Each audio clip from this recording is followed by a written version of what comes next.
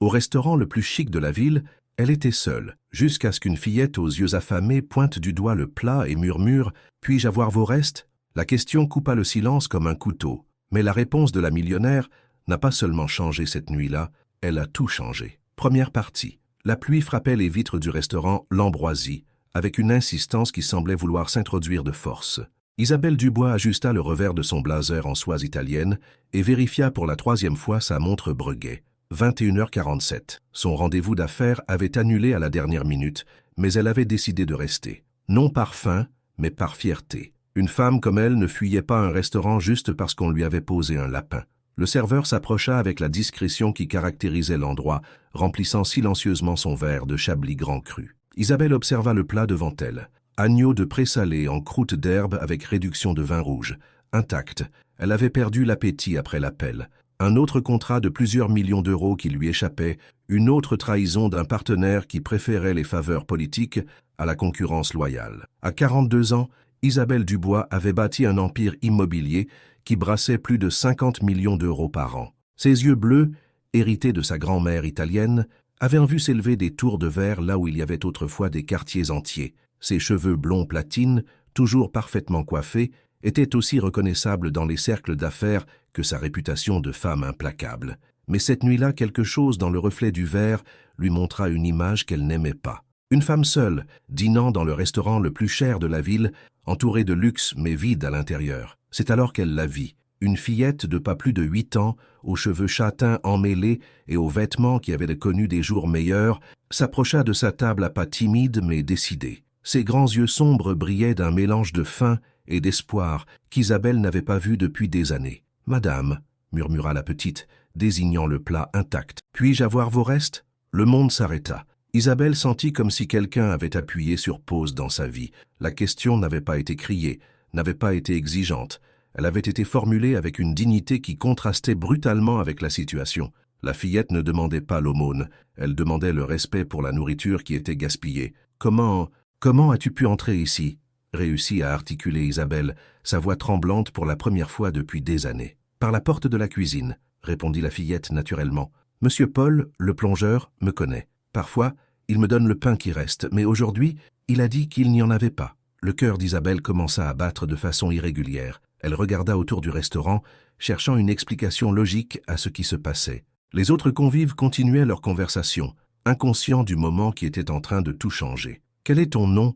demanda-t-elle, faisant signe au serveur de ne pas s'approcher. « Léa Roussel », répondit la fillette, redressant ses épaules comme si c'était la présentation la plus importante de sa vie. Isabelle sentit l'air s'échapper de ses poumons.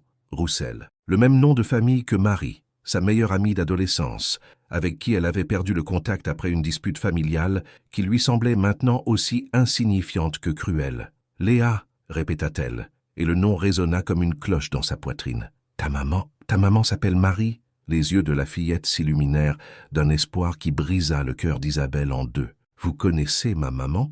Elle est au ciel. C'est ce que m'a dit la dame de la maison d'accueil avant que je m'échappe. Mais je sais qu'un jour elle reviendra me chercher. » Les mots furent comme des poignards. Isabelle ferma les yeux, se souvenant du dernier message sur son téléphone portable de Marie, reçu il y a 3 ans et auquel elle n'avait jamais répondu. « Isa, j'ai besoin de ton aide. C'est urgent. J'ai une petite fille. Et les choses sont très difficiles. » Elle avait été en pleine fusion d'entreprises, trop occupée pour répondre à ce qu'elle considérait comme un drame inutile. Maintenant, en regardant Léa, elle comprit qu'elle avait ignoré le cri de détresse de son amie la plus chère. « Viens ici, dit-elle, désignant la chaise en face d'elle. « Tu ne vas pas manger des restes? Tu vas dîner correctement. » Léa s'approcha avec prudence, comme un petit animal blessé qui ne sait pas s'il peut faire confiance. Isabelle appela le serveur d'un geste, et pour la première fois depuis des années, sa voix trembla en parlant. « Apportez à mademoiselle le meilleur plat du menu, et du lait au chocolat chaud. »« Madame ?» demanda le serveur, confus. « Ce que vous avez entendu, » répliqua Isabelle avec la fermeté qui la caractérisait, « et que personne ne nous dérange. » En attendant le repas, Isabelle observa Léa avec une attention qu'elle n'avait portée à rien depuis longtemps. La fillette avait les mains propres, mais les ongles rongés jusqu'à la chair. Ses vêtements, bien que usés, étaient soigneusement arrangés. Quelqu'un lui avait appris à maintenir sa dignité, même dans la pauvreté. « Depuis combien de temps n'as-tu pas mangé un repas complet ?» demanda Isabelle, bien qu'elle craignît la réponse. « Hier, le monsieur de la boulangerie m'a donné un croissant avec du fromage, » répondit Léa. « Mais avant ça, Je ne me souviens plus. À la maison d'accueil, il donnait à manger, mais je n'aimais pas rester là-bas. Pourquoi tu n'aimais pas? Léa baissa les yeux, et pour la première fois, Isabelle vit de la peur dans ses yeux.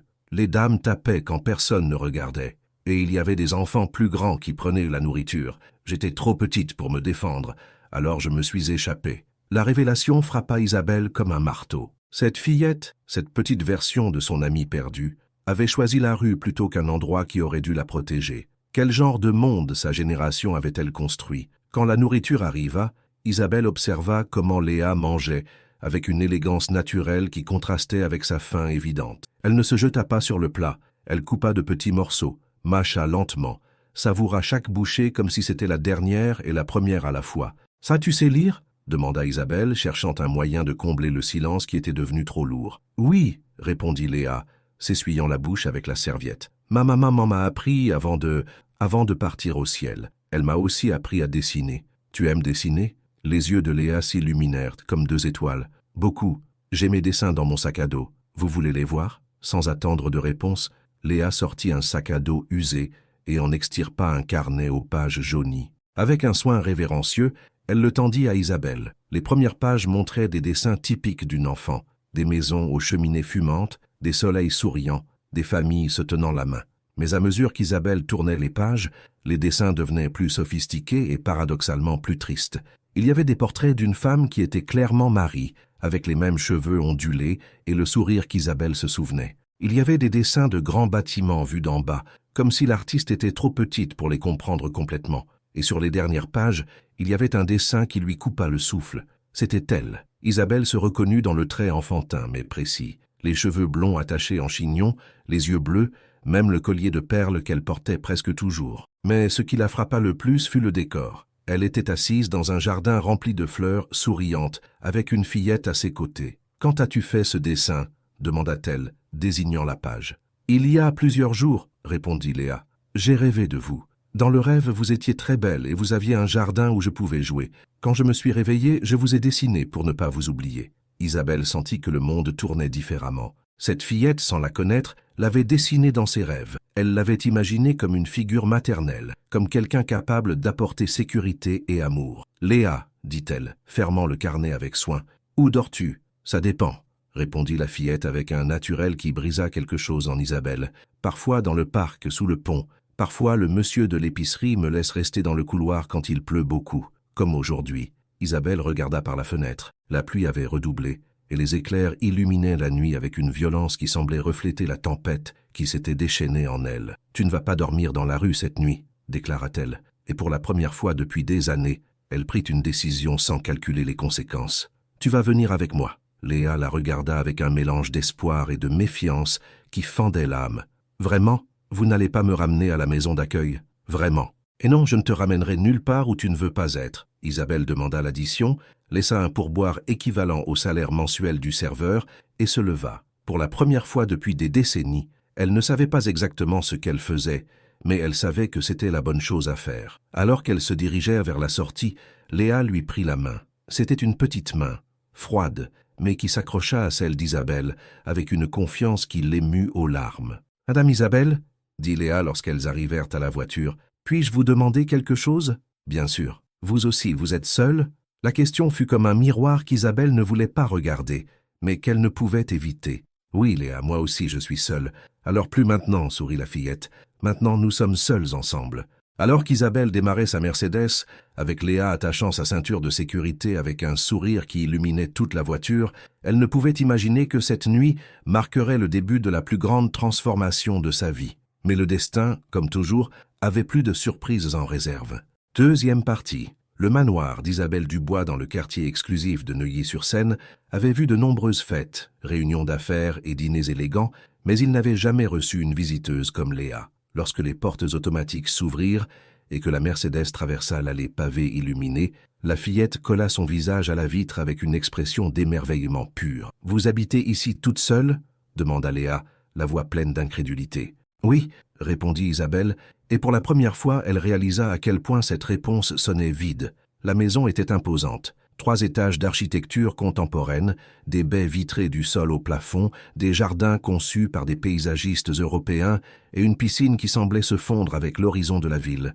Elle était belle, parfaite et complètement froide. Denise, la gouvernante qui travaillait avec Isabelle depuis 15 ans, sortit pour les accueillir avec une curiosité mal dissimulée. C'était une femme de 60 ans, aux cheveux gris attachés en chignon serré, qui avait vu de nombreuses décisions impulsives de sa patronne, mais aucune comme celle-ci. « Madame Isabelle, tout va bien ?»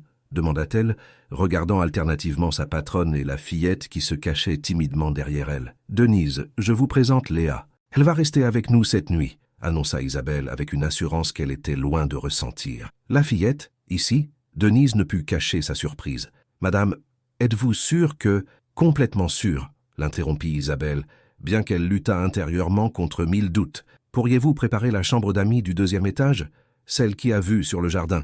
Denise hocha la tête, mais Isabelle put lire dans ses yeux la même question qu'elle se posait. Qu'était-elle en train de faire? Tandis que Denise montait les escaliers, Isabelle guida Léa à travers le hall principal. La fillette marchait avec précaution, comme si elle craignait de tout casser en le touchant. Ses yeux parcouraient les œuvres d'art, les meubles design, les sols en marbre de Carrare qu'Isabelle avait spécialement importés. « C'est très beau, » murmura Léa, « mais ça ressemble à un musée. » L'observation, aussi innocente que pertinente, frappa Isabelle avec une force inattendue. Elle avait raison. Sa maison était magnifique, mais ce n'était pas un foyer. C'était une galerie de succès, un mausolée de ses réalisations, mais pas un lieu où l'on vivait réellement. « Tu as faim ?» demanda Isabelle, réalisant qu'elle ne savait pas comment interagir avec une enfant dans son propre espace. « Un petit peu, » admit Léa, « mais je ne veux pas déranger. Ce n'est pas un dérangement. C'est ta maison aussi, au moins pour cette nuit. » Elle l'emmena à la cuisine, un espace d'acier inoxydable et de granit noir qui ressemblait plus à un laboratoire qu'à un endroit où l'on préparait des repas. Isabelle réalisa avec un mélange de honte et d'autocompassion qu'elle ne savait même pas où Denise rangeait les choses de base. « Vous aimez cuisiner ?» demanda Léa, s'asseyant sur l'un des hauts tabourets, en observant Isabelle ouvrir et fermer des armoires au hasard. « Non, » admit Isabelle, « je n'ai jamais eu le temps d'apprendre. »« Ma maman cuisinait très bien, » dit Léa, avec un sourire teinté de mélancolie. « Elle m'a appris à faire du riz au lait. Vous voulez que je vous montre ?» La proposition était si inattendue et si tendre qu'Isabelle sentit un nœud dans la gorge. La voilà, une femme qui gérait des budgets de millions, qui prenait des décisions affectant des centaines d'emplois, complètement perdue dans sa propre cuisine, tandis qu'une fillette de 8 ans lui offrait de lui apprendre les bases. « J'adorerais, » répondit-elle, et pour la première fois depuis des années, elle le dit avec une sincérité absolue. Léa descendit du tabouret et commença à chercher des ingrédients avec une efficacité qui surprit Isabelle. Elle trouva le riz, le lait, le sucre et la cannelle, comme si elle avait vécu toute sa vie dans cette cuisine. « D'abord, on lave le riz, jusqu'à ce que l'eau soit transparente, » expliqua Léa, prenant une passoire. « Ma maman disait qu'il fallait le laver avec amour, parce que l'amour se sent dans la nourriture. » Isabelle observa comment les petites mains de Léa manipulaient les ingrédients avec soin et dextérité. Il y avait quelque chose d'hypnotique dans ses mouvements, quelque chose qui la calmait d'une manière qu'elle n'avait pas ressentie depuis des années. « Puis-je te demander quelque chose, Léa ?» dit Isabelle, pendant que la fillette mettait le riz à bouillir. « Bien sûr. Comment as-tu su que j'avais besoin d'aide ?» Léa la regarda avec ses grands yeux sages qui semblaient trop vieux pour son visage. « Je ne l'ai pas su, » répondit-elle. « Mais quand je vous ai vu au restaurant, j'ai senti que vous étiez aussi seul que moi, et j'ai pensé que peut-être nous pourrions nous aider mutuellement. » La simplicité de la réponse fit qu'Isabelle se sentit petite et grande à la fois. Cette fillette, qui avait tout perdu, pensait encore à aider les autres. Ah, quand avait-elle, elle, avec toutes ses ressources, pensé sincèrement à aider quelqu'un sans rien attendre en retour? « Comment est morte ta maman ?» demanda-t-elle doucement, craignant la réponse mais ayant besoin de la savoir. Léa remua le riz avec une cuillère en bois, ses mouvements devenant plus lents. « Elle est tombée malade, » dit-elle finalement. Elle toussait beaucoup et était très fatiguée. Nous n'avions pas d'argent pour le docteur. Un jour, elle m'a dit qu'elle allait partir au ciel, mais qu'elle prendrait toujours soin de moi de là-haut. Le lendemain, elle ne s'est pas réveillée. Isabelle ferma les yeux, imaginant Marie, malade, seule, luttant pour survivre en élevant sa fille. Elle se souvint des messages qu'elle avait ignorés, des appels qu'elle n'avait pas rendus. Si elle avait répondu, si elle avait été là. « Comment es-tu arrivée à la maison d'enfants ?» demanda-t-elle, bien qu'elle craignît déjà de connaître la réponse. « Les voisins ont appelé la police quand j'ai commencé à pleurer très fort, » expliqua Léa, ajoutant le lait au riz. J'ai été seul 3 jours avec maman avant qu'il ne vienne. Je ne savais pas quoi faire. L'image d'une fillette de 8 ans, seule pendant 3 jours avec le corps de sa mère, attendant qu'elle se réveille, fut trop pour Isabelle. Elle se leva brusquement et marcha vers la fenêtre, essayant de contrôler les larmes qui menaçaient de déborder. « Ça va, Madame Isabelle ?» demanda Léa avec inquiétude. « Oui, ma petite. C'est juste que ta maman et moi étions de très bonnes amies quand nous étions jeunes. » Léa arrêta de remuer le riz et s'approcha d'Isabelle. « Vraiment? Vous connaissiez ma maman? » « Oui, c'était ma meilleure amie. Mais nous avons perdu le contact il y a de nombreuses années pour une bêtise. Si j'avais su qu'elle était malade, si j'avais su qu'elle avait une fille... » « Elle parlait de vous, interrompit Léa. Pas beaucoup, mais parfois. Elle disait qu'elle avait une amie très intelligente, qui construisait de grands bâtiments. Elle disait qu'elle espérait que vous seriez très heureuse. Les mots furent comme un coup de poignard et un baume à la fois. Marie l'avait pardonné, avait souhaité son bonheur même quand Isabelle l'avait abandonné au moment le plus difficile de sa vie. « Tu sais quoi ?» dit Isabelle, s'essuyant les yeux et se tournant vers Léa. « Je crois que ta maman nous a réunis cette nuit. Je crois qu'elle savait que nous avions toutes les deux besoin l'une de l'autre. » Léa sourit, et dans ce sourire, Isabelle vit le même geste qui avait fait tomber la moitié du lycée sous le charme quand Marie avait 15 ans. « Le riz au lait est prêt, » annonça la fillette. « Vous voulez goûter ?» Isabelle prit la cuillère que Léa lui offrait et goûta le riz au lait. C'était parfait. Crémeux, sucré, avec la touche exacte de cannelle. Mais plus que le goût, ce qui la toucha fut l'amour avec lequel il avait été préparé. « C'est délicieux, dit-elle, et elle vit comment les yeux de Léa s'illuminèrent de fierté. Elles mangèrent en silence, assises sur les tabourets de la cuisine, partageant le dessert qu'une fillette orpheline avait préparé pour une femme qui avait tout sauf l'essentiel. « Madame Isabelle, dit Léa quand elles eurent fini, puis-je vous demander autre chose? Tout ce que tu veux. Vous croyez aux anges? » La question prit Isabelle par surprise. « Je ne sais pas, Léa. Tu y crois? »« Oui, » répondit la fillette avec une totale conviction. « Je crois que ma maman est mon ange maintenant, et je crois qu'elle vous a envoyé me trouver pour qu'aucune de nous deux ne soit seule. » Isabelle sentit que quelque chose se brisait et se reconstruisait en même temps dans sa poitrine. Pendant des années, elle avait construit une carapace de pragmatisme et de cynisme, convaincue que les sentiments étaient des faiblesses qu'elle ne pouvait se permettre. Mais cette fillette, avec sa foi inébranlable et son amour inconditionnel, était en train de faire tomber ses défenses, un mot à la fois. Denise apparut dans la cuisine, interrompant le moment. « La chambre est prête, Madame Isabelle. J'ai mis des serviettes propres et... » Elle s'arrêta en voyant les plats sales et l'odeur de cannelle qui imprégnait l'air. « Vous avez cuisiné ?»« Léa m'a appris à faire du riz au lait, » expliqua Isabelle, avec un sourire que Denise n'avait pas vu depuis des années. « Madame a cuisiné ?» demanda Denise, incrédule. « Eh bien, j'ai plutôt supervisé, » rit Isabelle. « Léa a fait tout le travail. » Denise regarda la fillette avec une nouvelle expression de respect et de curiosité. « Tu aimes cuisiner, ma petite ?»« Oui, madame, » répondit Léa timidement. « Ma maman m'a appris beaucoup de choses avant de partir au ciel. Demain, tu pourrais m'apprendre à faire autre chose, » suggéra Denise, avec une gentillesse qu'Isabelle avait rarement vue en elle. Ça fait longtemps que cette cuisine n'a pas été utilisée pour cuisiner vraiment. Quand elles montèrent au 2e étage, Isabelle réalisa qu'elle avait vécu dans cette maison pendant 10 ans, mais n'avait jamais mis les pieds dans la chambre d'amis. Denise l'avait décorée avec goût, un grand lit avec une literie blanche, une table de nuit avec une lampe de lecture et une baie vitrée donnant sur le jardin. « Tout ça, c'est pour moi ?» demanda Léa avec étonnement. « Oui, ma petite. Et demain, nous irons faire du shopping pour te trouver de nouveaux vêtements. »« De nouveaux vêtements ?» Les yeux de Léa se remplirent de larmes. « Vraiment ? Vraiment. Et nous allons aussi chercher une école pour que tu puisses étudier. » Léa courut vers Isabelle et la serra dans ses bras avec une force qui la prit par surprise. C'était la première fois depuis des années que quelqu'un la serrait dans ses bras, sans rien attendre en retour, sans arrière-pensée, sans intérêts économiques. C'était un câlin pur, rempli de gratitude et d'espoir. « Merci, Madame Isabelle, » murmura Léa contre sa poitrine. « Merci de ne pas m'avoir laissée seule. » Isabelle lui rendit son étreinte, sentant comment quelque chose qui avait été gelé dans sa poitrine pendant des décennies commençait à fondre lentement. « Merci à toi, Léa, de me rappeler ce qui est important. » Cette nuit-là, Isabelle resta éveillée pendant des heures, regardant le plafond de sa chambre et repassant les événements de la journée. En 24 heures, sa vie avait pris un tournant qu'elle n'aurait jamais imaginé. Une fillette était apparue dans son monde ordonné et avait tout révolutionné. Mais alors qu'elle gisait dans son lit aux draps égyptiens, écoutant les sons nocturnes d'une maison qui pour la première fois ne se sentait pas vide, Isabelle ne pouvait imaginer que les vrais défis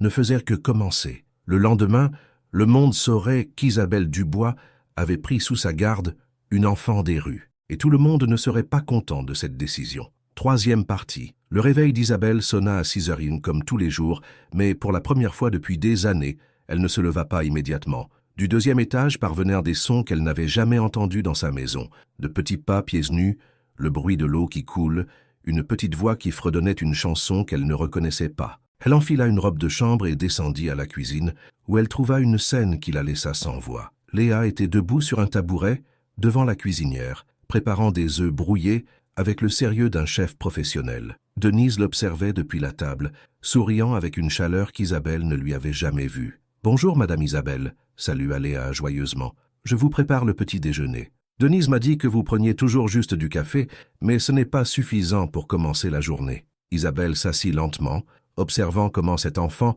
avait réussi en une nuit ce qu'elle n'avait pas réussi en 10 ans, faire de sa maison un foyer. « Ça sent délicieusement bon, dit-elle, acceptant le plat que Léa lui offrait avec fierté. « Ma maman disait que le petit déjeuner était le repas le plus important, » expliqua Léa, « qu'il te donnait de l'énergie pour affronter tout ce qui allait arriver. » Pendant qu'elle déjeunait, Isabelle commença à planifier la journée. D'abord, elles iraient faire du shopping, puis il faudrait résoudre la question légale de la garde temporaire, chercher une école, parler aux services sociaux. Son téléphone sonna. C'était Marc Martin, son associé dans l'immobilier et l'une des rares personnes qui osaient l'appeler si tôt. « Ah Isabelle, tu as vu les nouvelles ?» La voix de Marc semblait tendue. « Quelles nouvelles ? Il est 7h du matin.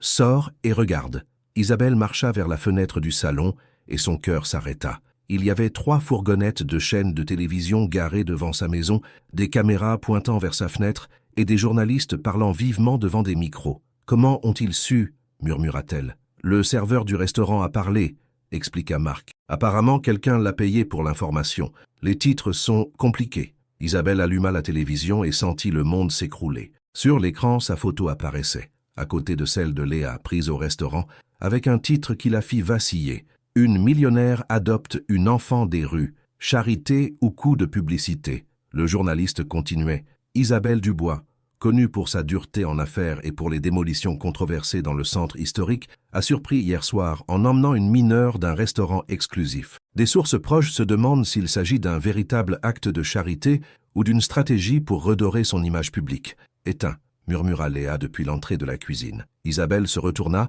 et vit que la fillette avait perdu toute couleur. Ses yeux étaient remplis de larmes, mais aussi d'une détermination qui fendait le cœur. « Vous allez me ramener à la maison d'accueil à cause de ça ?» demanda Léa d'une voix si petite qu'Isabelle dut se pencher pour l'entendre. « Jamais, répondit Isabelle en l'étreignant. Jamais, tu entends? Ce que les gens disent n'a pas d'importance.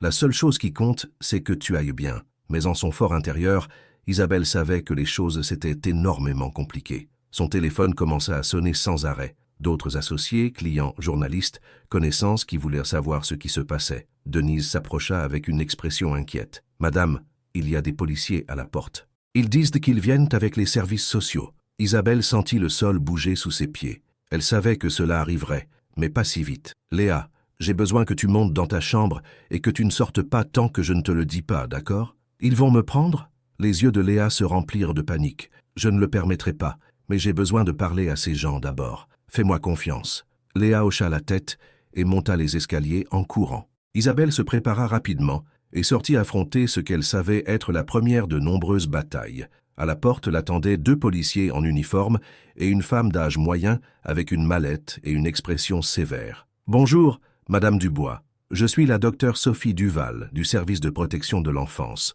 Nous devons vous parler concernant la mineure que vous avez en votre possession. »« Bien sûr, » répondit Isabelle, essayant de rester calme. « Entrez, s'il vous plaît. » Elles s'assirent dans le salon principal et la docteure Duval sortit un dossier de sa mallette. « Madame Dubois, nous comprenons qu'hier soir, vous avez emmené une mineure connue sous le nom de Léa Roussel.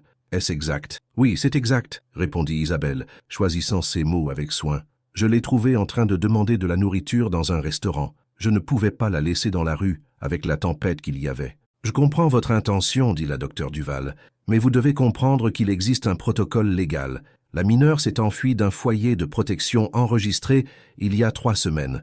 Nous avons des ordres de la ramener immédiatement, au même endroit où, selon elle, elle subissait des mauvais traitements. » La docteure Duval fronça les sourcils. « Mauvais traitements ? Nous n'avons aucun rapport de mauvais traitement dans cette institution. »« Peut-être parce que les enfants ont peur de parler, » répliqua Isabelle. sentant son tempérament commencer à monter. Léa m'a raconté que les aides-soignantes frappaient les enfants quand personne ne voyait. Ce sont des accusations très graves, Madame Dubois. Avez-vous des preuves?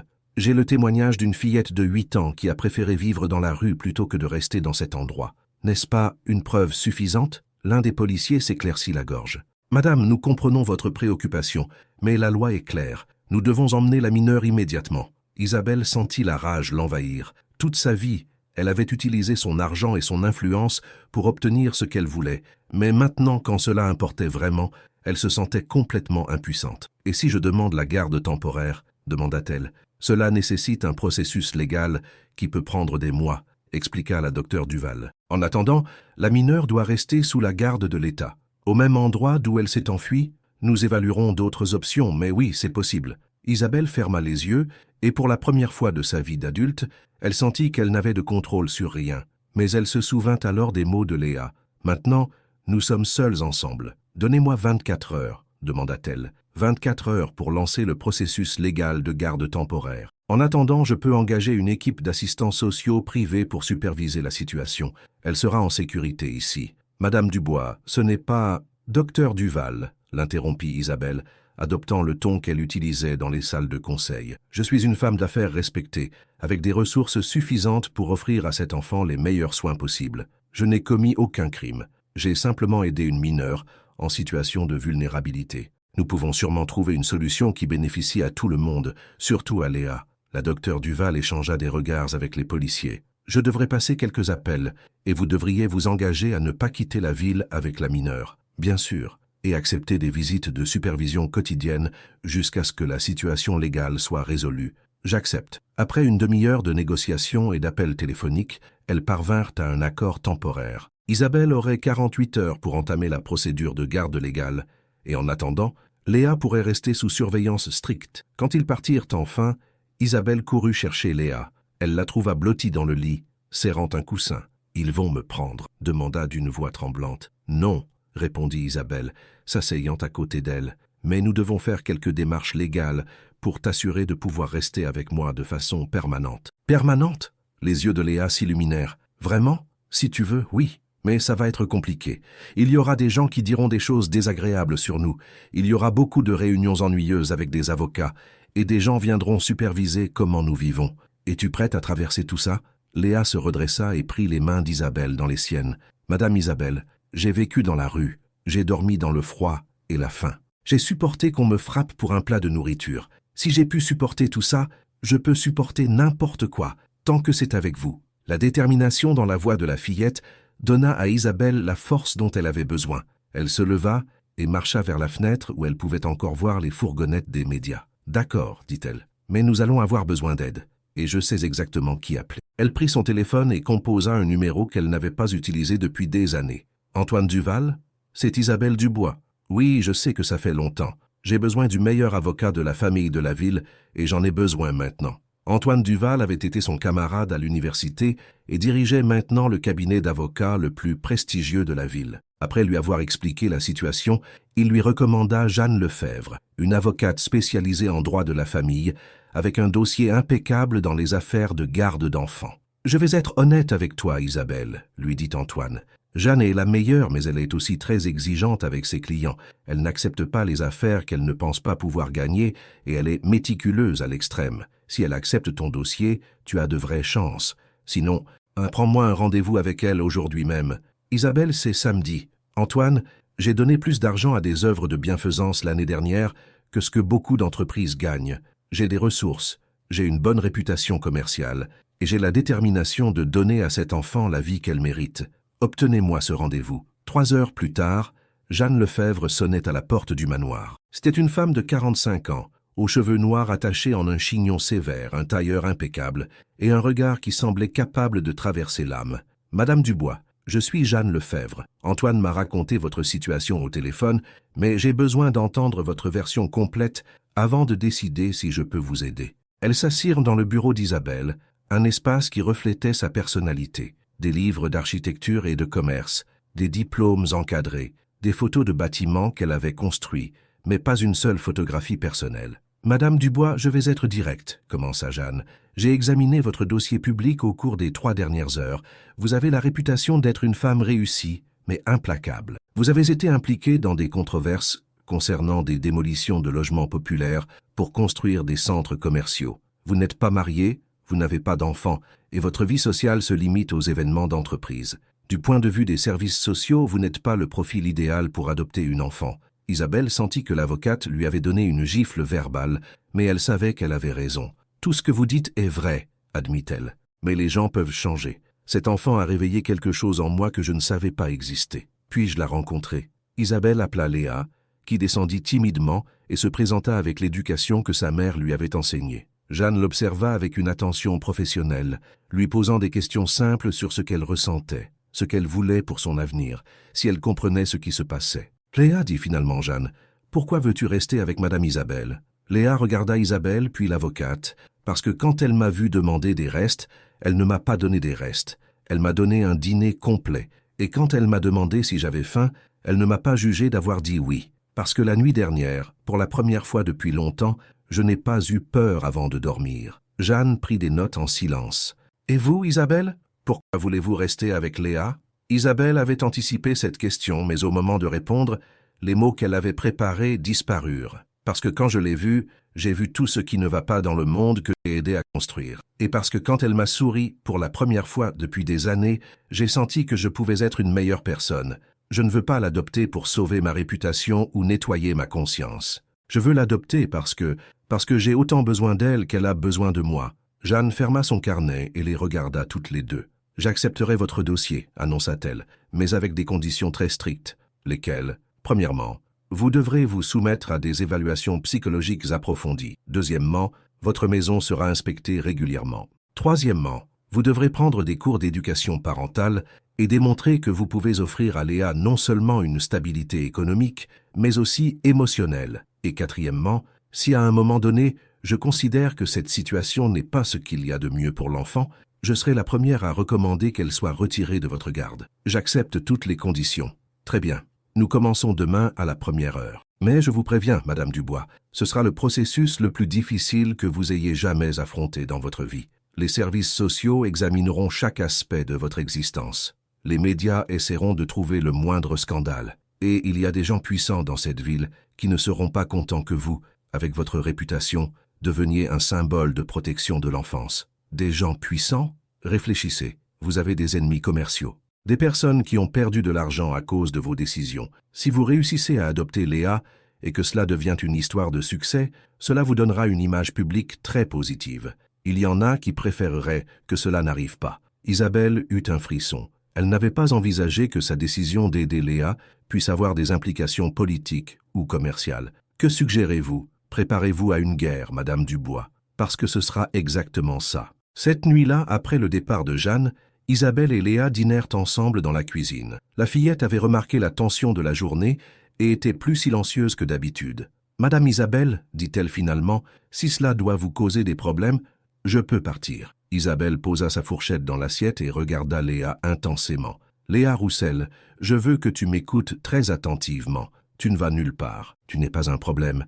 Tu es la solution à un problème que je ne savais même pas avoir. Et si quelqu'un veut nous séparer, il devra passer sur mon corps. » Léa sourit, mais ses yeux restaient inquiets. « Et si on ne gagne pas ?» Isabelle prit les mains de la fillette dans les siennes. « Alors nous aurons lutté ensemble, et c'est déjà plus que ce que l'une de nous avait avant. » Mais tandis qu'elle berçait Léa cette nuit-là, lui chantant la même chanson qu'elle avait entendue de sa mère des années auparavant, Isabelle ne pouvait imaginer que la véritable bataille ne faisait que commencer. Le lendemain, le plus grand journal de la ville publierait un article qui changerait tout. Les sombres secrets de la millionnaire qui veut adopter. Isabelle Dubois est-elle apte à s'occuper d'enfants? 4e partie. Le lundi matin, Isabelle se réveilla au son de son téléphone qui sonnait avec insistance. Il était 5h30 du matin et elle avait déjà reçu 17 appels manqués. Quand elle répondit enfin, la voix de Marc était plus tendue que jamais. « Isabelle, il faut que tu voies le journal. Tout de suite. » Denise était déjà sortie l'acheter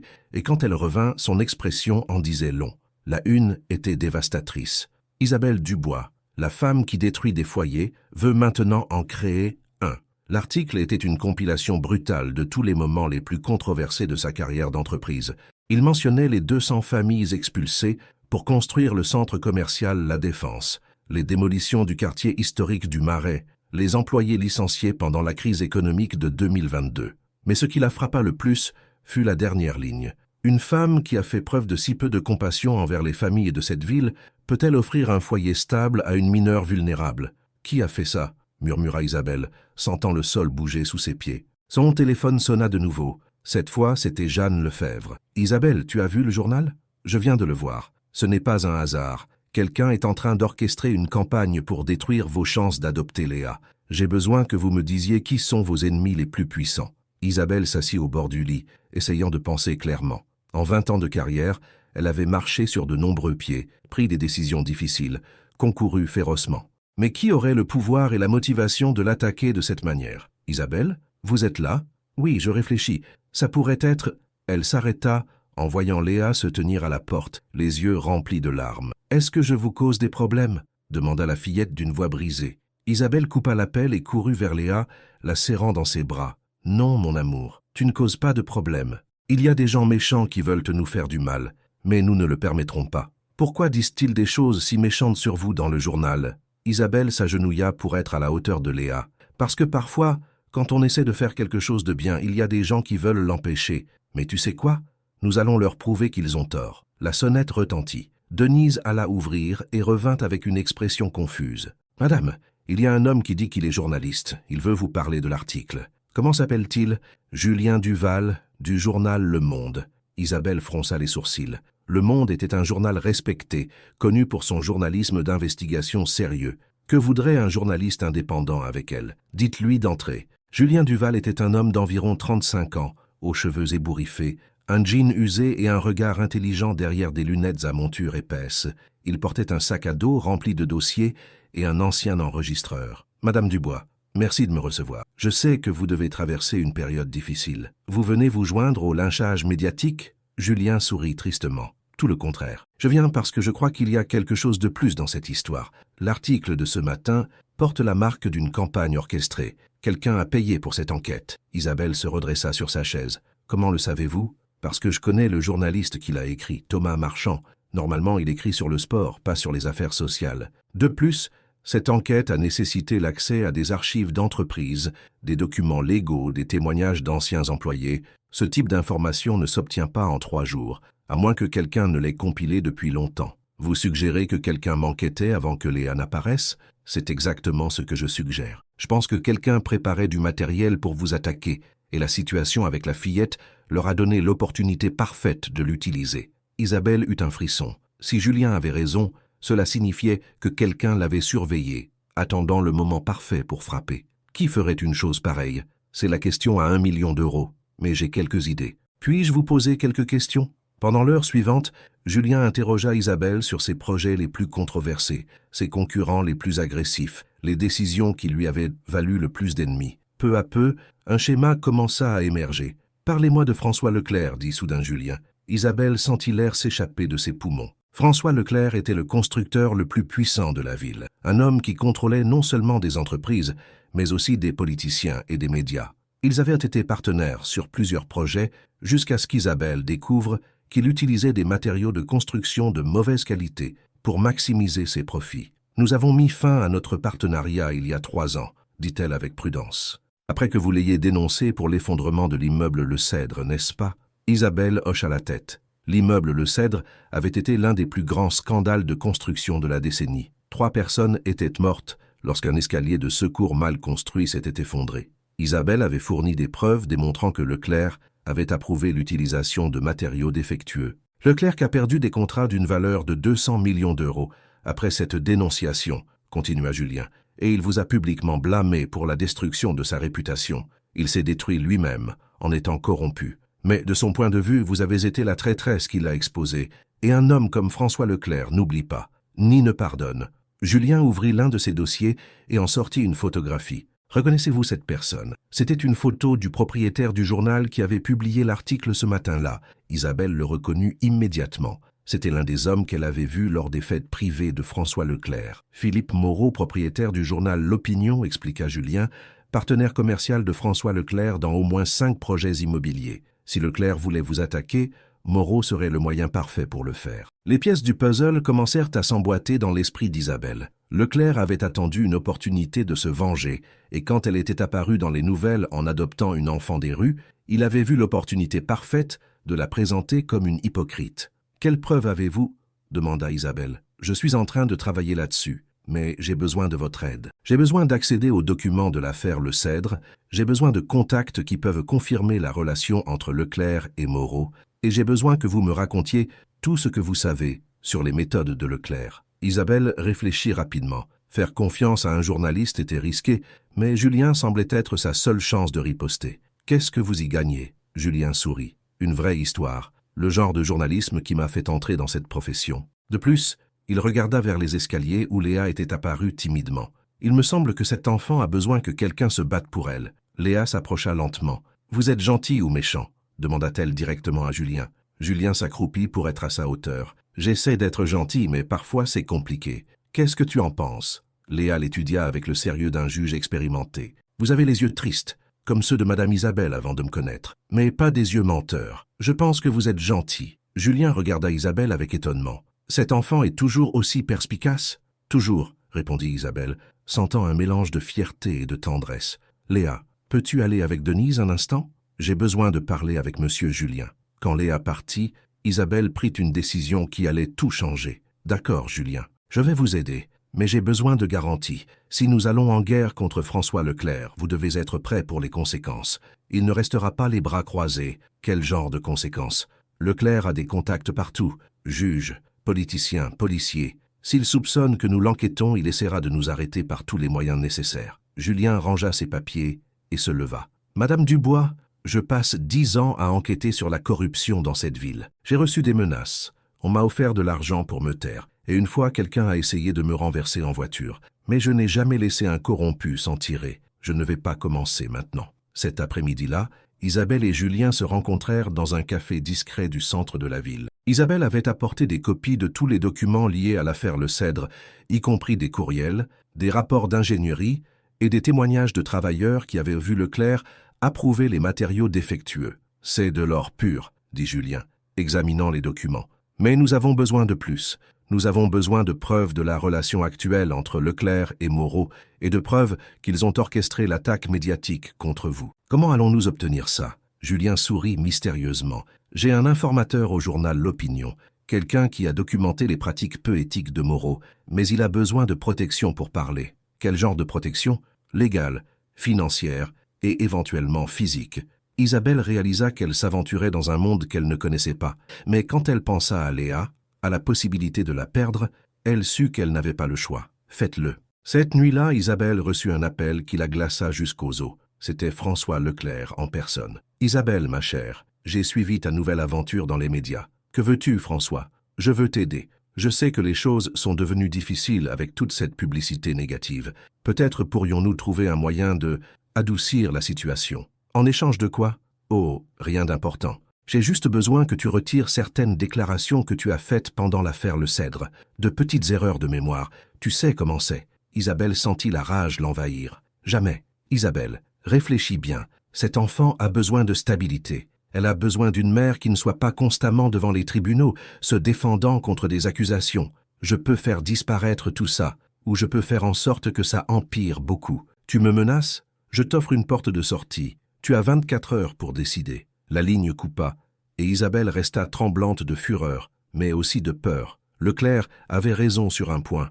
Léa avait besoin de stabilité. Et si cette guerre médiatique s'étendait sur des mois, quel effet cela aurait-il sur la fillette? Elle monta à la chambre de Léa et la trouva en train de dessiner dans son carnet. Cette fois, le dessin montrait une femme blonde luttant contre un dragon noir, tandis qu'une petite fille l'encourageait depuis un château sûr. « Qu'est-ce que tu dessines ?» demanda Isabelle. « C'est vous qui vous battez contre les monstres qui veulent à nous séparer, » expliqua Léa. « Mais ne vous inquiétez pas, vous allez gagner. Les gentils gagnent toujours à la fin. » Isabelle serra Léa dans ses bras, sentant comment la détermination de la fillette lui donnait de la force. « Tu as raison, mon amour. Les gentils gagnent toujours à la fin. » Mais tandis qu'elle berçait Léa cette nuit-là, Isabelle savait que la véritable bataille ne faisait que commencer. François Leclerc avait montré ses cartes, et maintenant, elle devrait montrer les siennes. La guerre pour l'avenir de Léa avait officiellement commencé. 5e partie. À 6 heures du matin, le mardi, Isabelle reçut un appel qui changea tout. C'était Julien, et sa voix sonnait triomphante mais prudente. « Isabelle,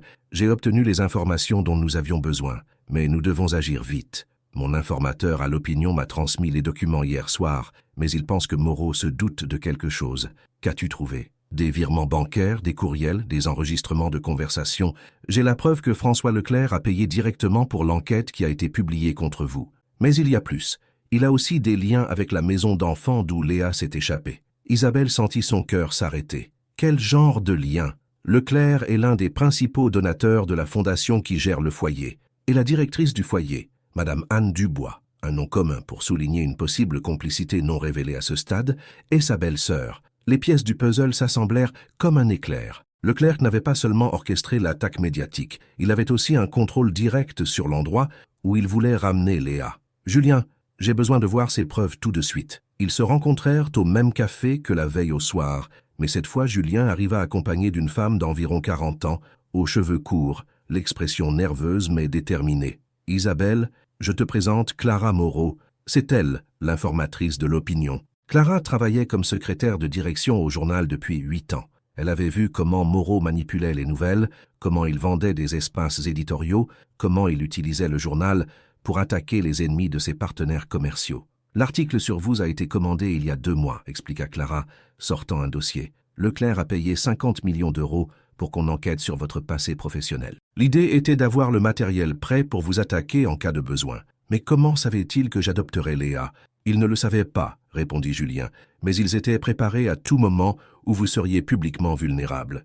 L'adoption leur a simplement donné le prétexte parfait. » Clara ouvrit le dossier et montra des copies de virements bancaires, des courriels avec des instructions spécifiques sur l'angle à donner à l'histoire, et le plus accablant de tout, un enregistrement d'une conversation téléphonique entre Leclerc et Moreau. « Comment as-tu obtenu cet enregistrement ?» demanda Isabelle. « Moreau enregistre tous ses appels importants, » expliqua Clara. « Il dit que c'est pour se protéger, mais c'est en réalité pour avoir du matériel de chantage. J'ai accès à son système de fichiers. » Isabelle mit les écouteurs et écouta l'enregistrement. La voix de Leclerc était inimitable. « Philippe, j'ai besoin que tu démolisses Isabelle Dubois. Cette garce m'a coûté 200 millions et a ruiné ma réputation.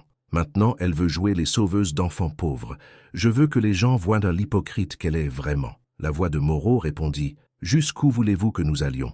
Aussi loin que nécessaire. Je veux qu'elle perde la garde de cet enfant. Je veux qu'elle perde des clients. Je veux que sa réputation soit détruite. Et si possible, je veux qu'elle finisse en prison. » Isabelle sentit un mélange d'horreur et de fureur. Leclerc ne voulait pas seulement se venger, il voulait la détruire complètement, sans se soucier des dommages qu'il pourrait causer à Léa. « Il y a plus, » dit Julien.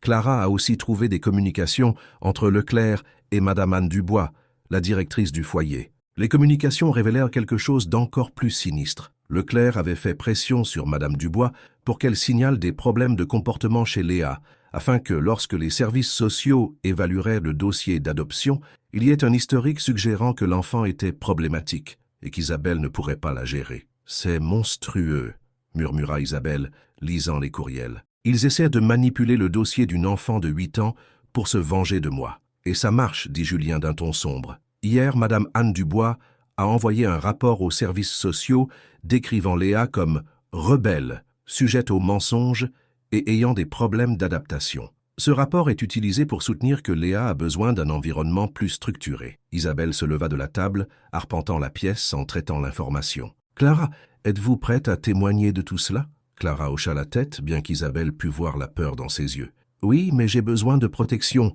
Leclerc a des contacts partout. S'il soupçonne que j'ai divulgué cette information, je vais vous embaucher comme consultante dans mon entreprise, décida Isabelle. Cela vous donnera une protection légale et des ressources pour vous relocaliser si nécessaire. » Julien ferma son carnet. « Isabelle, avec ces preuves, nous pouvons faire bien plus que vous défendre. Nous pouvons contre-attaquer. Mais je dois vous faire comprendre, une fois que nous aurons publié cela, il n'y aura pas de retour en arrière. Leclerc utilisera tout son pouvoir pour nous détruire. » Isabelle pensa à Léa, dormant paisiblement dans sa maison, confiante qu'elle la protégerait. Elle pensa aux enfants du foyer qui continuaient de souffrir sous le contrôle de Madame Anne Dubois. Elle pensa à toutes les familles que Leclerc avait escroquées avec des matériaux de construction défectueux. « Publiez-le, dit-elle. Il est temps que cette ville sache qui est vraiment François Leclerc. » Cet après-midi-là, pendant que Julien et Clara préparèrent l'article qui allait tout changer, Isabelle rencontra Jeanne Lefebvre pour planifier sa stratégie juridique. Ces preuves changent complètement nos chances, dit Jeanne, examinant les documents. Non seulement nous pouvons défendre l'adoption, nous pouvons déposer une plainte en diffamation contre Leclerc et Moreau, et nous pouvons demander une enquête officielle sur la maison d'enfants. Quelle est la solidité de notre dossier? Avec ces preuves, très solides. Mais Jeanne fit une pause et regarda Isabelle sérieusement. Mais je dois vous demander quelque chose, et j'ai besoin que vous soyez complètement honnête. Y a-t-il quelque chose dans votre passé, n'importe quoi, que Leclerc pourrait utiliser contre vous? Quelque chose que vous ne m'auriez pas dit? Isabelle réfléchit attentivement. Sa vie avait été un livre ouvert pendant l'enquête d'adoption. Elle avait révélé chaque détail financier, chaque relation passée, chaque décision commerciale controversée. Non, répondit-elle finalement. Tout ce que j'ai fait en affaires était légal. Ce n'était peut-être pas toujours aimable, mais c'était légal.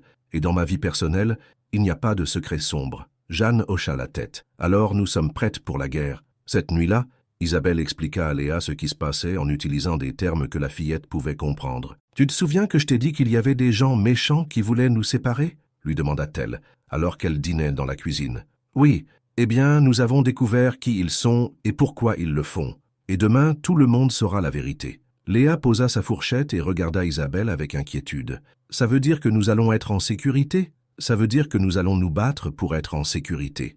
Mais je veux que tu saches que, quoi qu'il arrive, je ne cesserai jamais de me battre pour toi. » Léa se leva de sa chaise et serra Isabelle dans ses bras. « Je me battrai aussi pour vous, Madame Isabelle. Nous deux contre le monde, n'est-ce pas? »« Nous deux contre le monde, » corrigea Isabelle, sentant les mots remplir un vide qu'elle ne savait pas avoir. À 6h du matin, le mercredi, l'article de Julien fut publié dans Le Monde avec un titre qui secoua la ville, « La conspiration Leclerc, comment un constructeur corrompu manipule médias et orphelinats pour une vengeance personnelle. » L'article détaillait méticuleusement toutes les preuves, les transferts d'argent, les enregistrements, les communications avec la maison d'enfants, la manipulation du dossier de Léa. Mais il allait aussi plus loin, révélant d'autres cas où Leclerc avait utilisé des méthodes similaires pour attaquer ses ennemis. La réaction fut immédiate et explosive. À 7h du matin, le téléphone d'Isabelle commença à sonner. D'abord, ce fut Marc, son associé, d'une voix excitée. « Isabelle, c'est incroyable.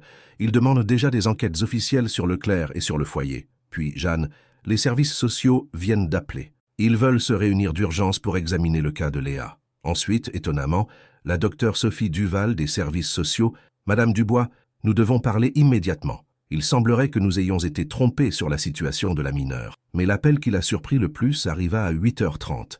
C'était une voix qu'elle n'avait pas entendue depuis des années. Thomas Roussel, le frère de Marie. « Isabelle, c'est Thomas, le frère de Marie. Je viens de voir les nouvelles sur Léa. » Isabelle resta sans voix. Elle n'avait pas eu de nouvelles de Thomas depuis les funérailles de Marie, où elle était arrivée en retard à cause d'une réunion d'affaires qui lui semblait maintenant insignifiante. « Thomas, je ne savais pas que Léa avait de la famille. C'est parce que Madame Anne Dubois m'a dit que Léa avait été adoptée par une famille dans une autre ville. Elle m'a menti. Je cherchais ma nièce depuis des mois. » Isabelle sentit le monde vaciller de nouveau. Léa avait un oncle qui la cherchait. « Thomas, nous devons nous voir, immédiatement. Je suis déjà en route. » Isabelle, merci de t'être occupée d'elle. Marie disait toujours que tu étais la personne la plus forte qu'elle connaissait. Quand Isabelle raccrocha, elle resta assise en silence un instant, traitant cette nouvelle révélation. Léa avait de la famille biologique qui l'aimait et la cherchait. Cela signifiait-il qu'elle perdrait Léa après tout? Elle monta chercher la fillette et la trouva dans le jardin, arrosant les fleurs que Denise avait plantées la semaine précédente. « Léa, j'ai quelque chose d'important à te dire. » La fillette posa l'arrosoir et s'approcha. « Qu'est-ce qui se passe, Madame Isabelle? Vous avez l'air inquiète. Ton oncle Thomas, le frère de ta maman, t'a cherché. Il va venir te rencontrer aujourd'hui. » Les yeux de Léa s'illuminèrent comme des étoiles. « Oncle Thomas est vivant? Maman parlait toujours de lui.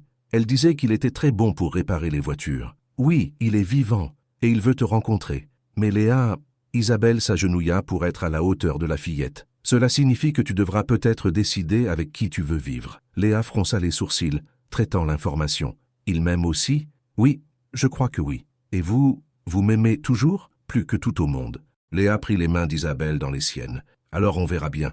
Mais Madame Isabelle, vous m'avez sauvée. Personne ne peut changer ça. » 1 heure plus tard, Thomas Roussel frappa à la porte. C'était un homme de 35 ans, avec les mêmes yeux sombres que Léa, et un sourire qu'Isabelle reconnut immédiatement comme celui de Marie. Il portait une salopette de mécanicien propre et tenait un ours en peluche sous le bras. Quand Léa le vit, elle courut vers lui sans hésiter. « Oncle Thomas, je savais que tu n'étais pas mort. » Thomas souleva Léa dans ses bras, les larmes aux yeux. « Ma belle princesse, je t'ai cherchée partout. » Isabelle observa la réunion avec un mélange de joie et de terreur. Le lien entre eux était immédiat et réel. Léa avait retrouvé sa famille biologique et c'était merveilleux. Mais où cela la laissait-elle, elle? « Isabelle, dit Thomas, s'approchant avec Léa dans les bras, je ne sais pas comment te remercier. Quand Madame Anne Dubois m'a dit que Léa avait été adoptée, j'ai pensé que je l'avais perdue pour toujours. Thomas, je ne savais pas que tu existais. Si j'avais su, ne t'inquiète pas. L'important, c'est qu'elle va bien.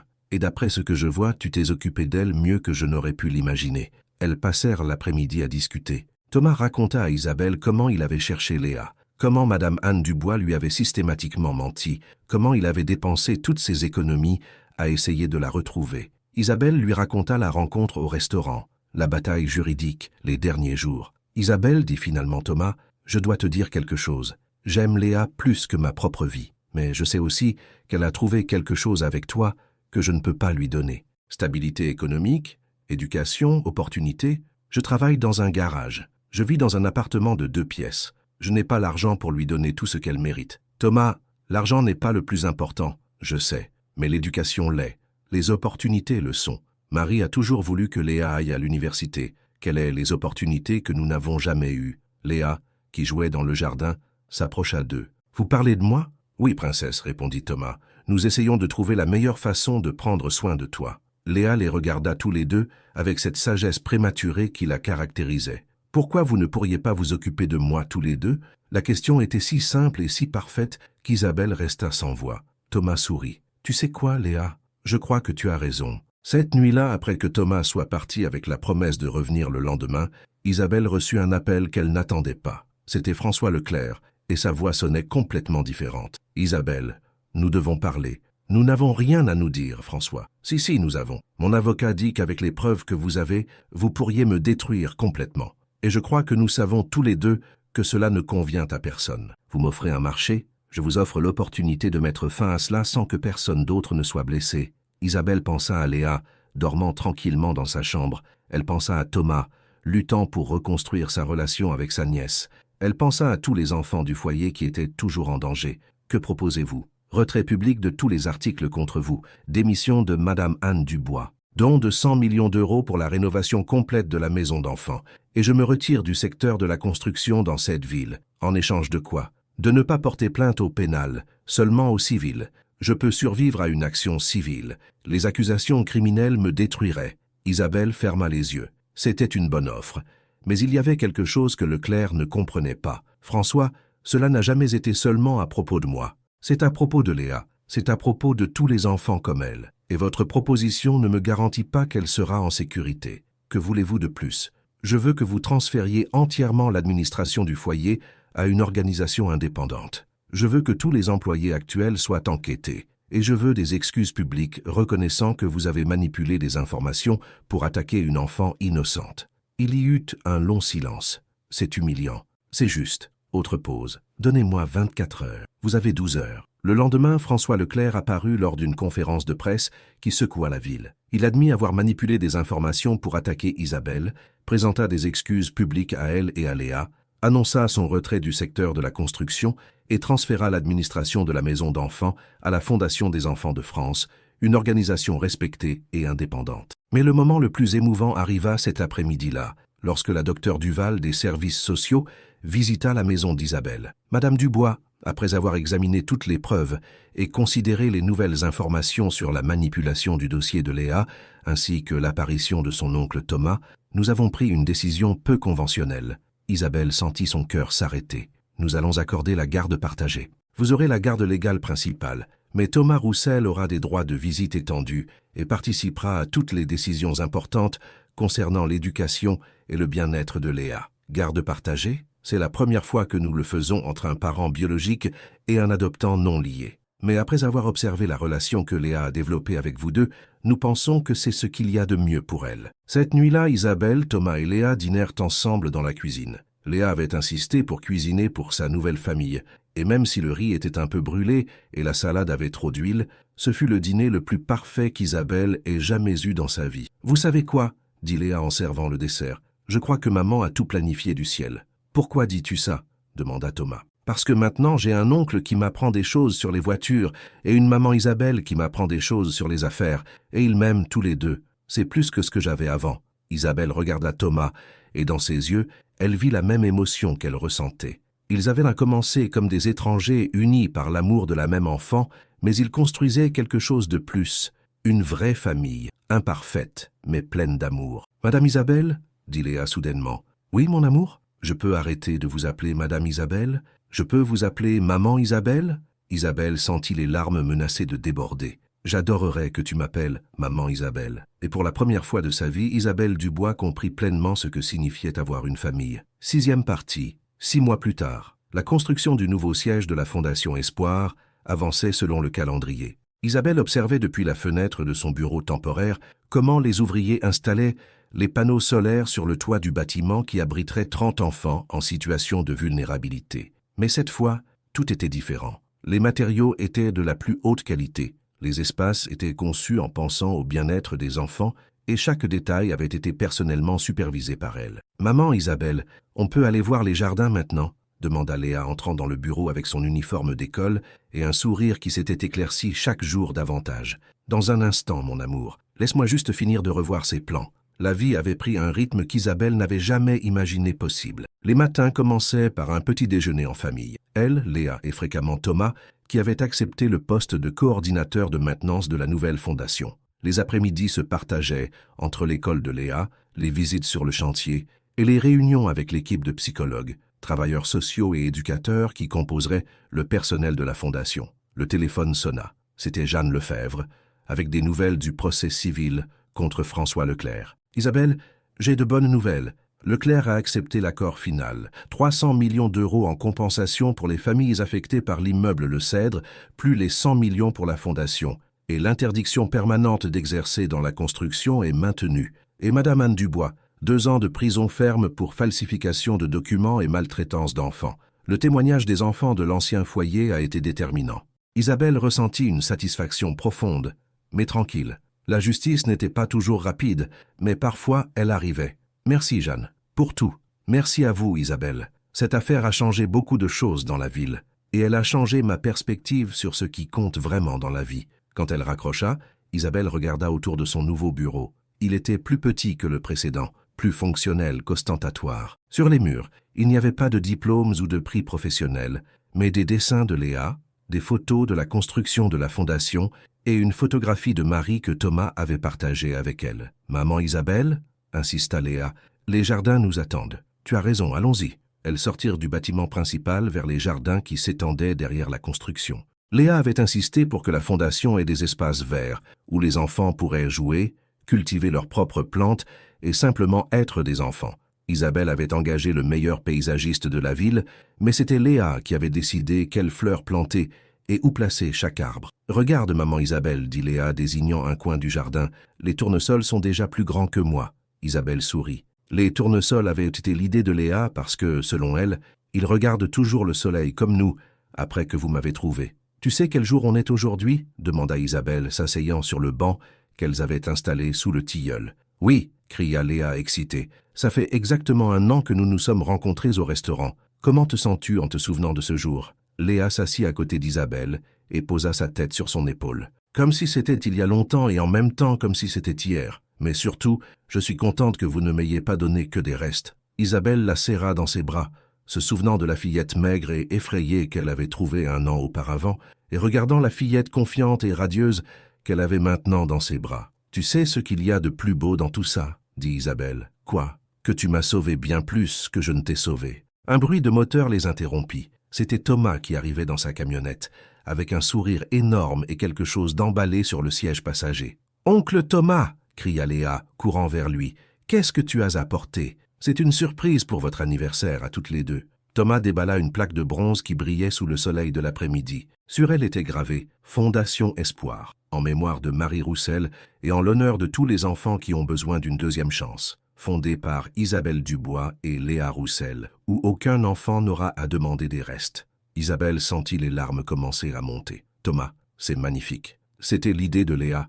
Elle m'a dit exactement ce qu'elle voulait que ça dise. Léa a dessiné ça? Eh bien, je l'ai aidé avec les mots difficiles, rit Léa. Mais je voulais que maman Marie soit là avec nous pour toujours. Ils installèrent la plaque à l'entrée principale de la fondation, juste là où tous les enfants la verraient en arrivant. Quand ils eurent fini, tous les trois restèrent debout, admirant leur travail. « Vous savez quoi ?» dit Isabelle. « Je crois que nous devrions fêter ça. Que diriez-vous d'aller au même restaurant où nous nous sommes rencontrés ?»« Oui !» cria Léa. « Mais cette fois, je vais commander le plus grand plat du menu, pas les restes. Et cette fois, nous irons tous les trois ensemble, » ajouta Thomas. Cette nuit-là, assise à la même table où tout avait commencé, Isabelle réfléchit à l'année écoulée. Elle avait perdu quelques clients conservateurs qui n'approuvaient pas sa nouvelle orientation commerciale, mais elle en avait gagné d'autres qui valorisaient son engagement social. Son entreprise était maintenant spécialisée dans la construction de logements sociaux et de bâtiments communautaires. Elle gagnait moins d'argent, mais elle dormait mieux la nuit. « Maman Isabelle, » dit Léa, interrompant ses pensées, « puis-je vous demander quelque chose ? Tu peux toujours me demander ce que tu veux. Vous êtes heureuse ?» La question était simple, mais la réponse était complexe.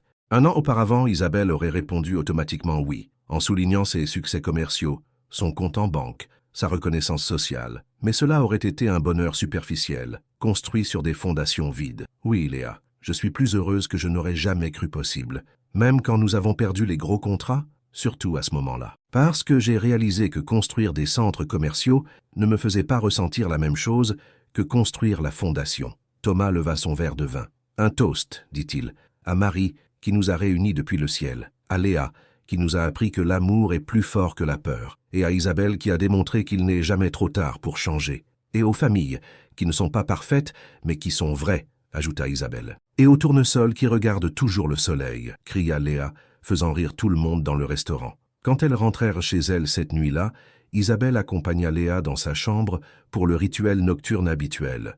Une histoire, une chanson, et les réflexions du jour. « Maman Isabelle, demain les premiers enfants commencent-ils à arriver à la fondation ?»« Oui, mon amour. 5 enfants seront les premiers à avoir un vrai foyer à la Fondation Espoir. Ils vont avoir peur ? Probablement. La plupart d'entre eux ont traversé des choses très difficiles. » Léa resta pensive. « Je peux aider à ce qu'ils se sentent mieux. Comment veux-tu aider ? Je veux leur raconter mon histoire. Je veux leur dire que moi aussi j'ai eu peur et j'étais seule, mais que les choses peuvent changer. Je veux leur apprendre à planter des tournesols. » Isabelle serra Léa dans ses bras, ressentant une fierté si profonde qu'elle en eut presque mal à la poitrine. « Tu es extraordinaire, tu sais ça ? Vous m'avez appris à être extraordinaire. Avant de vous connaître, je savais seulement survivre. Maintenant, je sais vivre. » Le lendemain, Isabelle se leva tôt pour se préparer à l'arrivée des premiers enfants à la fondation. Quand elle descendit à la cuisine, elle trouva Léa déjà habillée et préparant le petit déjeuner pour 3. « Bonjour, maman Isabelle. Je vous ai fait des œufs brouillés, comme le premier jour où nous avons cuisiné ensemble. »« Bonjour, mon amour. Tu n'as pas école aujourd'hui ? J'ai parlé avec la directrice hier. Elle m'a permis de sécher aujourd'hui parce que c'est un jour important pour notre nouvelle famille. » À Dizrian, la première fourgonnette arriva à la Fondation Espoir. En descendirent 2 frères, Lucas de 10 ans et Manon de 8 ans, qui avaient perdu leurs parents dans un accident de la route 6 mois auparavant. Ils se tenèrent la main avec des expressions de méfiance et de peur qu'Isabelle reconnut immédiatement. Léa s'approcha d'eux avec le naturel qui la caractérisait. « Bonjour, je suis Léa. Vous voulez que je vous montre votre nouvelle maison ?» Lucas, l'aîné, répondit à voix basse. « Toi aussi tu habites ici ?»« Non, moi j'habite avec ma maman Isabelle dans la maison d'à côté. Mais c'est ma fondation aussi. J'ai aidé à planter les jardins. »« Ta maman Isabelle, c'est la dame riche qui passe aux infos ?» demanda Manon. « Oui, mais elle n'est pas seulement riche, elle est gentille, et avant de la connaître, moi aussi je vivais dans la rue. » Les yeux des enfants s'écarquillèrent de surprise. « Dans la rue, pour de vrai ?»« Dans la rue, pour de vrai, avec le froid et la faim. Mais regardez où je suis maintenant, et regardez où vous êtes maintenant. » Pendant les heures suivantes, Isabelle observa comment Léa aidait les nouveaux enfants à s'installer, leur montrait leur chambre, leur faisait visiter la salle à manger, les emmenait découvrir les jardins. Mais plus que cela, elle leur donnait quelque chose qu'Isabelle avait appris à valoriser, l'espoir. En fin d'après-midi, quand tous les enfants étaient installés et dînaient ensemble dans la salle à manger principale, Isabelle et Léa se promenèrent dans les jardins une dernière fois. « Comment te sens-tu après cette journée ?» demanda Isabelle. « Comme si je comprenais enfin à quoi tout ce que nous avons traversé a servi, » répondit Léa. « Toute la peur, toute la tristesse, toute la lutte, c'était pour arriver ici, pour pouvoir aider d'autres enfants comme moi. Et tu sais ce qu'il y a de plus beau dans tout ça? Quoi? Que ce n'est que le début. Dans 5 ans, quand tu seras adolescente, tu pourras aider plus d'enfants. Dans 10 ans, quand tu seras adulte, tu auras peut-être ta propre fondation. Et un jour, quand tu seras une femme âgée, tu pourras regarder en arrière et voir toutes les vies que tu as changées. Léa s'arrêta devant les tournesols, qui étaient maintenant aussi grands qu'Isabelle. « Maman Isabelle, je peux vous dire un secret. Toujours. Parfois, je rêve de maman Marie. Et dans mes rêves, elle me dit qu'elle est fière de la famille que nous avons construite. Elle dit que c'était exactement ce qu'elle avait prévu quand elle vous a envoyé me chercher. » Isabelle s'agenouilla à côté de Léa, prenant ses petites mains dans les siennes. « Tu sais ce que je dirais à ta maman Marie si je pouvais lui parler? Quoi? Que je la remercie de m'avoir envoyé l'ange le plus courageux, le plus intelligent et le plus aimant du monde. Que je la remercie de m'avoir appris que l'amour véritable ne se trouve pas. Il se construit jour après jour par de petits actes de gentillesse. Et que je la remercie de m'avoir montré qu'il n'est jamais trop tard pour devenir la personne que l'on veut vraiment être. » Léa serra Isabelle dans cette étreinte spéciale qu'elle réservait aux moments les plus importants. « Je vous aime, maman Isabelle. Et moi, je t'aime, ma courageuse petite, pour toujours. » Alors qu'elle rentrait vers la maison, avec le soleil se couchant derrière les tournesols et les lumières de la ville commençant à briller au loin, Isabelle Dubois réalisa qu'elle avait enfin tout ce qu'elle avait cherché, sans le savoir, une vraie famille, un vrai but, et la certitude qu'elle avait trouvé sa place dans le monde. La fillette qui avait demandé des restes dans un restaurant élégant avait fini par offrir à une femme millionnaire le festin le plus abondant de toute sa vie, le festin de l'amour inconditionnel. Et dans les années qui suivirent, chaque fois qu'un enfant arrivait à la Fondation Espoir, effrayé et seul, Léa serait là pour l'accueillir avec un sourire et une promesse. « Ici, personne ne demande de reste. Ici, nous avons tous une place à table. » 5 ans plus tard, Léa Dubois-Roussel, maintenant âgée de 13 ans et élève exemplaire du meilleur lycée de la ville, monta sur le podium de l'auditorium principal. Devant elle, 500 entrepreneurs, politiciens et philanthropes l'écoutaient en silence. « Il y a 5 ans, j'étais une enfant qui demandait des restes dans un restaurant. Aujourd'hui, je suis la directrice jeunesse d'une fondation qui a aidé plus de 200 enfants à trouver de vraies familles. Mon histoire n'est pas spéciale parce qu'elle est extraordinaire.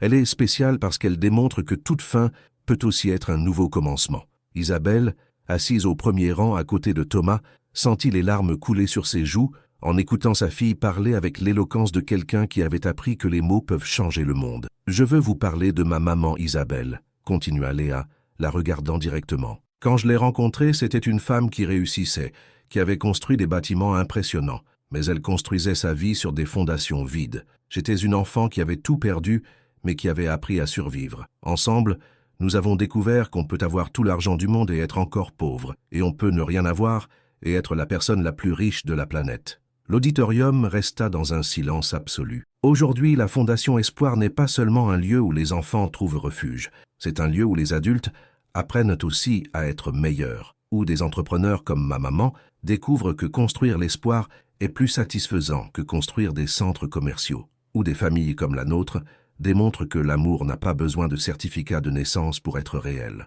Léa fit une pause, cherchant dans le public jusqu'à trouver les visages de plusieurs des enfants qui vivaient maintenant dans des familles adoptives. « Mais surtout, je veux que vous sachiez que cette histoire ne s'arrête pas là. Chacun d'entre vous peut être l'Isabelle de l'enfant qui demande des restes quelque part dans cette ville. Chacun d'entre vous peut choisir de passer son chemin ou de s'arrêter pour demander « Tu as faim ?» Les applaudissements furent assourdissants, mais Isabelle les entendit à peine. Elle revivait le moment exact où sa vie avait changé pour toujours, une petite fille aux yeux tristes demandant les restes d'un dîner dans un restaurant élégant. Après l'événement, les 3 générations de la famille Dubois-Roussel se réunirent dans le jardin de la Fondation. Thomas avait amené sa nouvelle épouse, Denise, l'ancienne gouvernante d'Isabelle qu'il avait épousée l'année précédente, et leur nouveau-né, Louis, qui avait maintenant 6 mois. « Grand-mère Isabelle, » dit Léa, tenant son petit cousin dans ses bras, « pouvez-vous croire que nous sommes maintenant 5 ?» Isabelle sourit en entendant le titre que Léa avait insisté pour lui donner depuis la naissance de Louis. Maman Isabelle avait évolué en grand-mère Isabelle, non par âge, mais parce que Léa disait qu'elle avait déjà assez d'amour accumulé pour 3 générations. « Tu sais ce qu'il y a de plus incroyable ?» répondit Isabelle. « C'est qu'il y a 6 ans, je pensais que ma vie était complète parce que j'avais réussi professionnellement. Je n'avais aucune idée que je commençais à peine à vivre. » Thomas s'approcha avec Denise, qui portait un panier de pique-nique. « Quelqu'un a faim ?» demanda Denise avec un sourire. « J'ai préparé de quoi nourrir une armée. » « Tu sais quoi, Denise ? dit Isabelle, prenant Louis dans ses bras. Dans cette famille,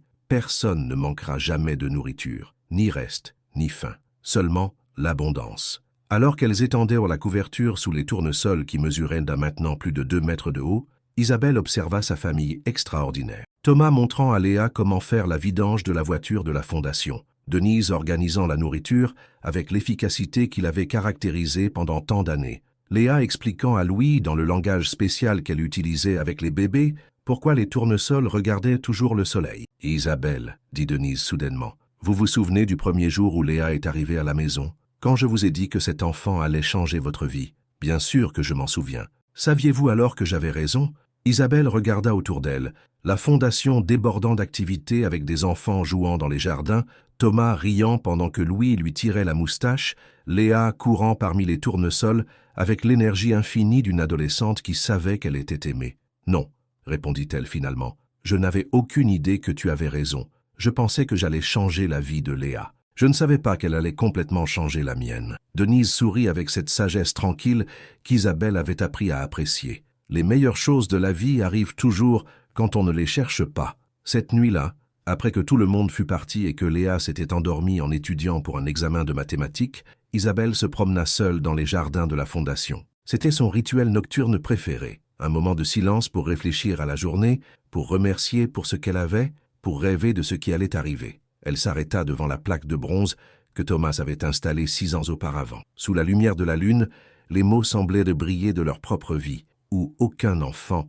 n'aura à demander des restes. Son téléphone vibra avec un message texte. C'était de Julien Duval, le journaliste qui dirigeait maintenant sa propre fondation de journalisme d'investigation. « Isabelle, j'ai une fillette de 9 ans qui vient d'arriver aux services sociaux. Ses parents sont morts dans un accident et elle n'a pas de famille connue. Elle est très intelligente mais terrifiée. La fondation a-t-elle de la place ?» Isabelle sourit et répondit « Il y a toujours de la place. Comment s'appelle-t-elle » Charlotte. Et il y a autre chose. Elle dit qu'elle veut être constructrice quand elle sera grande, comme la dame qui construit des maisons pour les enfants sans maison. Isabelle ferma les yeux et sentit une chaleur familière se répandre dans sa poitrine. C'était la même sensation qu'elle avait eue 6 ans auparavant lorsqu'elle avait vu Léa pour la première fois. La certitude absolue que tout était lié, qu'il n'y avait pas de coïncidence, seulement de petits miracles déguisés en rencontres fortuites. Dis à Charlotte que demain elle pourra venir voir les tournesols, et dis-lui qu'ici elle apprendra à construire bien plus que des maisons. Quand elle rangea son téléphone, Isabelle regarda vers la fenêtre illuminée de la chambre de Léa. Sa fille était éveillée, probablement en train de terminer le devoir qu'elle avait laissé en suspens pour l'événement de l'après-midi. Elle monta les escaliers et frappa doucement à la porte. « Entrez, grand-mère Isabelle. » Léa était assise à son bureau, entourée de livres et de cahiers, mais quand elle vit Isabelle, elle sourit et ferma tout immédiatement. « Comment saviez-vous que c'était moi ?»« Parce que vous venez toujours me dire bonne nuit après vos promenades dans le jardin.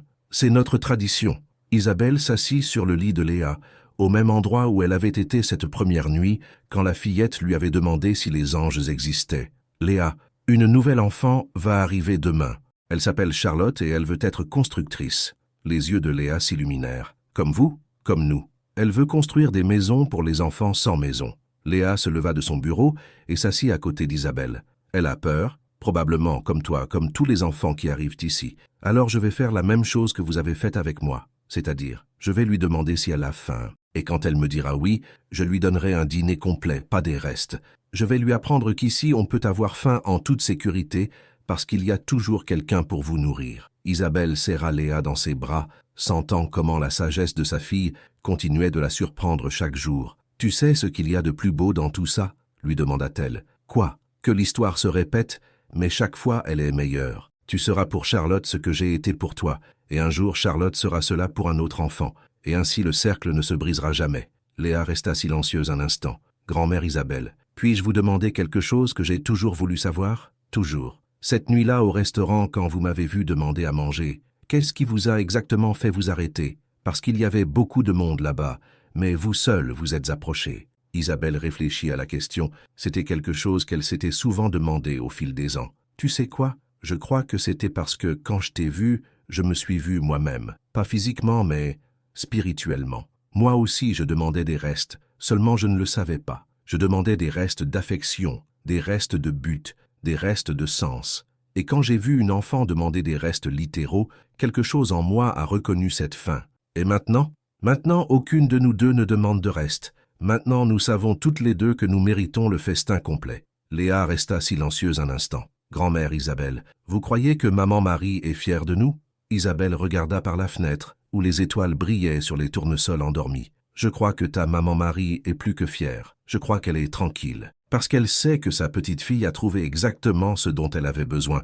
Une famille qui l'aime, un foyer où elle est en sécurité et un but qui fait que chaque jour en vaut la peine. Et vous? Vous êtes tranquille? Isabelle sourit. Je suis en paix, mon amour. Pour la première fois de ma vie, je suis complètement en paix. Cette nuit-là, en berçant Léa avec la même chanson qu'elle avait chantée 6 ans auparavant, Isabelle pensa à Charlotte, la fillette qui arriverait le lendemain. Elle pensa à toutes les Charlotte et Léa du monde, qui demandèrent des restes dans les restaurants, dans les rues, dans les foyers où elles n'étaient pas les bienvenues. Et elle se promit que tant qu'elle aurait le souffle en elle, elle continuerait à construire des lieux où aucun enfant n'aurait à demander de reste, où chacun aurait une place à table, où l'amour serait abondant et gratuit. Parce qu'elle avait appris que l'amour véritable ne s'épuise pas quand il est partagé, il se multiplie. Et dans une ville où elle avait autrefois construit des tours de béton qui touchèrent le ciel, Isabelle Dubois construisait maintenant quelque chose de beaucoup plus haut et de beaucoup plus durable, des tours d'espoir qui atteindraient les étoiles et dureraient pour toujours. Alors qu'elle s'endormait, Isabelle entendit le vent agiter les tournesols dans le jardin comme un murmure de gratitude de tous les enfants qui avaient trouvé le chemin de la maison. Et elle sut que tout s'était passé exactement comme cela devait être. Fin. C'est l'histoire d'Isabelle et de Léa, mais c'est aussi l'histoire de chacun de nous. Car nous avons tous la capacité d'être l'Isabelle d'une Léa, et nous avons tous quelque chose à offrir à ceux qui ont besoin de plus que des restes. As-tu identifié ton opportunité de changer une vie? As-tu trouvé ta Léa? La prochaine fois que tu verras quelqu'un demander des restes, de nourriture, d'attention, d'amour, d'espoir, souviens-toi que tu as le pouvoir de lui offrir un festin complet. Parce que les meilleures histoires ne se terminent pas par « et ils vécurent heureux pour toujours ». Elles se terminent par « et ils décidèrent de rendre les autres heureux pour toujours ».